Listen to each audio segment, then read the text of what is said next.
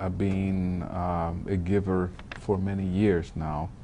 I was born basically in the Adventist church, the Adventist message, so I do know about giving from my very early childhood. The part of worship that is involved in giving is like, for me, keeping my 2 feet on the ground. I'm not referring to worship in terms of worshiping all together, like having worship in a local church or any congregation or group. I'm talking about my personal worship, my personal commitment, my personal dedication to the Lord. What actually keeps me close to Him.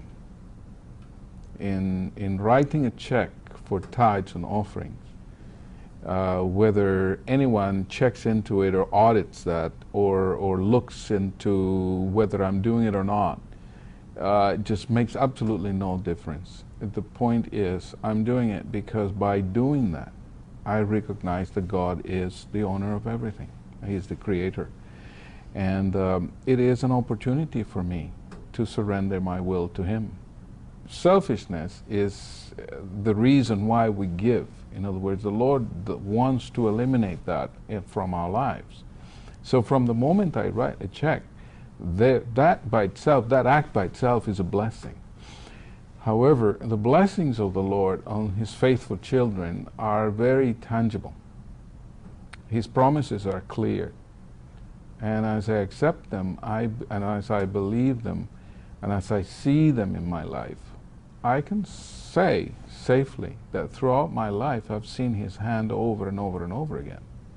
So from that standpoint, that act of worship translates into many other acts of worship, thanking Him for His wonderful mercies to me and to my family and to everything I do. Giving is part of your Christian experience. Scripture says that if you love the Lord, you ought to keep His commandments. If you turn that around, if you don't love Him, don't do it. Because it really doesn't make any sense. It all begins with a love for the Lord, for His cause, for His church, for whatever He has entrusted us to do. So, do I encourage others to do it? Yes, because it has been a blessing to me in many ways. And I believe it will be for others as well. I really encourage everyone to do it without any reservations. Offerings are a way to show the Lord how much we love Him.